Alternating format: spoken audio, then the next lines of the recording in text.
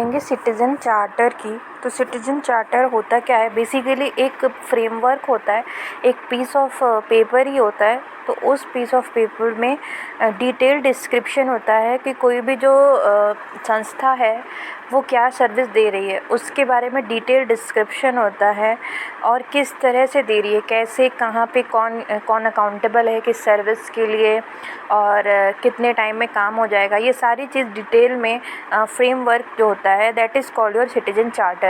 अब ये citizen charter जो होता है ये क्यों मतलब किसका ऑब्जेक्टिव क्या होता है, it is for transparent and accountable public service और सिंप्लीफिकेशन ऑफ सर्विसेज का। मतलब जो भी सर्विस लेने वाले लोग हैं उनको ये पता चले कि भैया आप मतलब कौन है, जहाँ पे काम कैसे कैसे होता है, उनको क्या क्या अधिकार दिया जा रहा है संस्था की तरफ से और कौन अकाउंटेबल है उनके काम को करने के लिए। इसमें ग्रीवेंस रिड्रेसल मैकेनिज़्म भी होता है कि भाई अगर काम नहीं हो पाया तो हम कहाँ जाएंगे, कैसे क्या करेंगे। So all this makes the government office accountable and transparent और सिटीजन्स को अधिकार मिलता है, उनको एक तरह से मतलब सिटीजन्स को एक पावर मिलती है। तो this is called citizen charter. ठीक है, एक सिटीजन चार्टर का एग्जांपल हम देखते हैं। जैसे ये फिलीपींस स्टैटिस्टिक्स अथॉरिटी का सिटीजन चार्टर है। यहाँ पे इन्होंने अपनी फ्रंट लाइन सर्विसेज दे रखी हैं कि ये क्या क्या काम करेंगे और इसमें मतलब फ़ीस दे रखी है कि भाई ये वाली सर्विस है तो ये फ्री में होगी, फिर उसके लिए उसका टाइम पीरियड कितने टाइम में हो जाएगा, रिस्पॉन्सिबल पर्सन्स के नाम दे रखे हैं। ठीक है, थोड़ा सा जूम करके दिखाती हूँ। ये registration of Philippines identification system, फिर मतलब इस तरह से लाइब्रेरी सर्विस दे रखा है। तो अभी उसमें क्या चाहिए रिक्वायरमेंट्स की, आपको आईडी चाहिए, फिर उसकी फ़ीस जो है वो फ्री होनी चाहिए और उसके बाद कितने टाइम में हो जाएगा रजिस्ट्रेशन, 5 मिनट में हो जाएगा। ठीक है, फिर उसके बाद इसके लिए रिस्पॉन्सिबल पर्सन कौन है, ये पर्सन रिस्पॉन्सिबल है। तो all this things your citizen charter. ठीक है, आपने देखा कि यहाँ पर क्लियरली सारी चीज़ें मेंशन है, सर्विसेज मेंशन है, टाइम पीरियड मेंशन है, किसकी अकाउंटेबिलिटी है ये मेंशन है। तो काफ़ी सारी चीज़ें यहाँ पे क्लियरली मेंशन है सो दैट सिटीजन्स को कोई इशू ना हो, वो अपनी सर्विस जो है जो उनका जो अधिकार है उसके लिए वो प्रॉपरली एक्सेस कर पाएँ। ठीक है, फिर क्यों इम्पॉर्टेंट होती है पब्लिक सर्विस। इसमें सर्विस डिलीवरी के स्टैंडर्ड्स तय हो जाते हैं कि भाई ये स्टैंडर्ड है, इससे कम में आपको मिल रहा है तो दैट यू कैन कंप्लेन। ठीक है, आप ये स्टैंडर्ड आपके तय हो जाते हैं। फिर जैसे कि एक एग्ज़ाम्पल ये है कि हैदराबाद में वाटर का जो ऑफ़िस है, वाटर सप्लाई का जो ऑफ़िस है, उसका सिटीजन चार्टर ये कहता है कि अगर मतलब वो अपनी सर्विस में फ़ेल हो जाते हैं तो वो कंपेंसेशन देंगे। तो वो एक स्टैंडर्ड सेट है। ठीक है, supply and demand for good governance, मतलब गुड गवर्नेंस के लिए एक तो सप्लाई होगी, जो ऑफिसेज हैं they are supplying good governance. ठीक है, और डिमांड पब्लिक को भी अवेयरनेस है तो पब्लिक भी डिमांड करेगी। फिर इनकॉर्पोरेट जो है सिटीजन्स फीडबैक, क्योंकि सिटीज़न यहाँ पे पार्टिसिपेटरी रोल अदा कर रहे हैं तो सिटीजन्स का को जो फीडबैक है वो इनकॉर्पोरेट रहेगा। अकाउंटेबिलिटी तय हो जाने से जो करप्शन के लिए मतलब करप्शन की जो अपॉर्चुनिटी है वो काफ़ी कम हो जाती है, क्योंकि भाई जैसे मान लीजिए पहले से ही दे दिया कि भाई इस चीज़ में 100 रुपये की फ़ीस है और ये पर्सन जो हैं वो ज़िम्मेदार हैं और अगर ये अपना काम ठीक से नहीं करते हैं तो आप ग्रीवेंस रिड्रेसल के लिए यहाँ आ सकते हैं या आपको कंपेंसेशन मिलेगा। तो इस केस में ना सब कुछ अकाउंटेबिलिटी तय है, फ़ीस पहले से पता है, तो करप्शन के चांस काफ़ी कम हो जाते हैं। अब इसमें आते हैं कि भाई चैलेंजेस क्या है। तो चैलेंजेस ये है कि भाई इसका कोई लीगल स्टेटस नहीं है, मतलब सिटीजन चार्टर अपने आप में एक संस्था की तरफ से है कि हाँ हम दे रहे हैं, तो वो एक सुओ मोटो टाइप की चीज़ हो गई। बट यहाँ पे कोई लीगल बाइंड नहीं होती है, मतलब जनता को कोई लीगल अधिकार नहीं मिलता है अपनी सर्विस को मांगने का। Lack of awareness citizen charter के बारे में लोगों को ज़्यादा जानकारी नहीं है।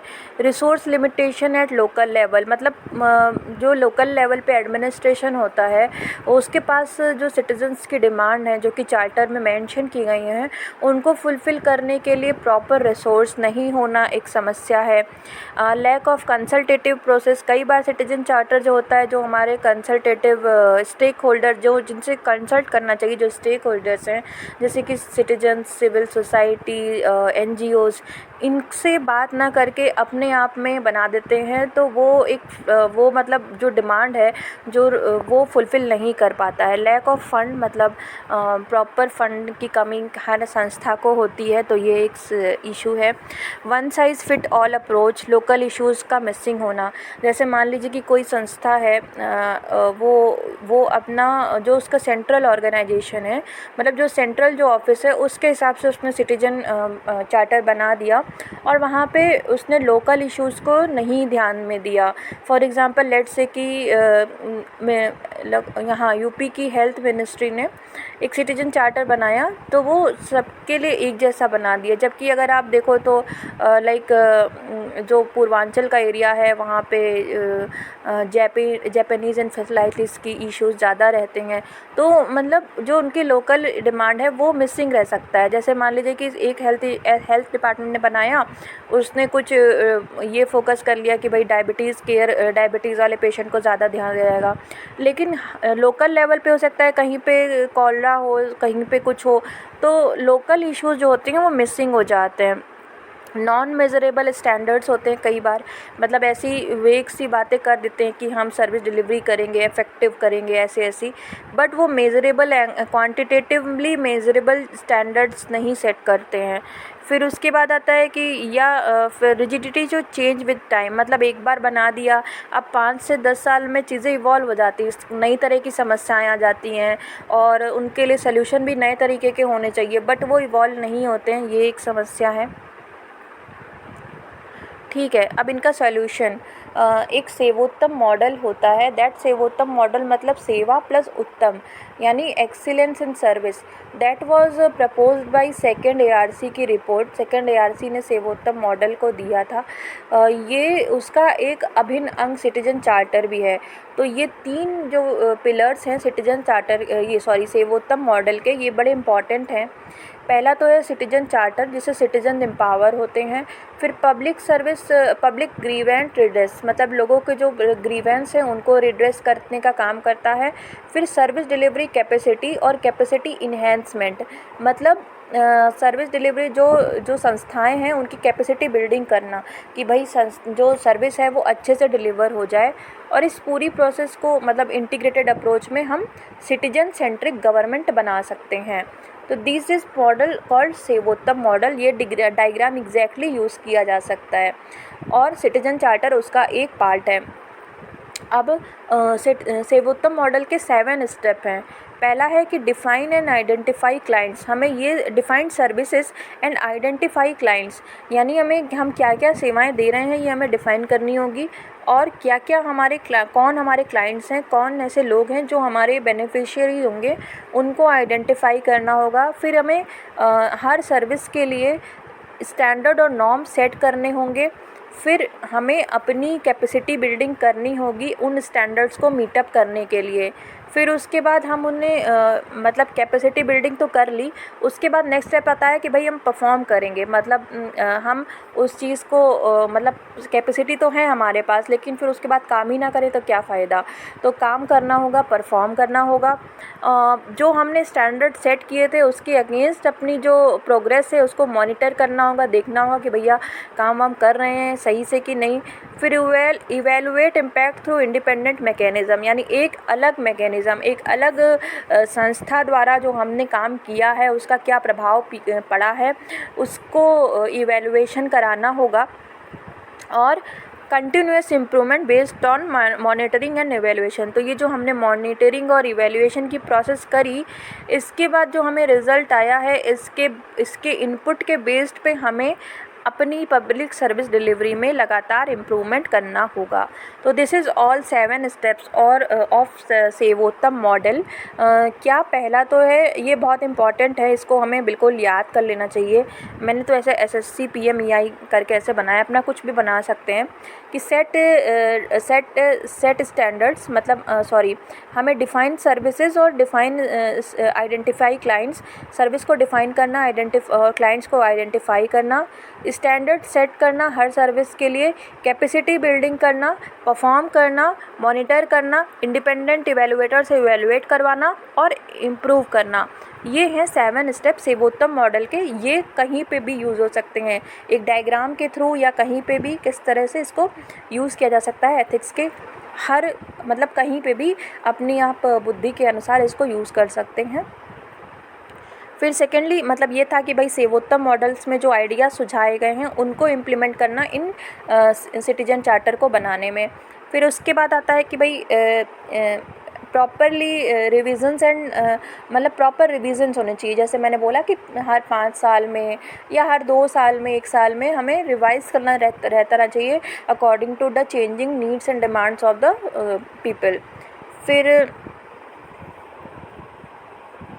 उसके बाद एक जो आइडियल सिटीजन चार्टर होता है उस पे हमें फोकस करना चाहिए।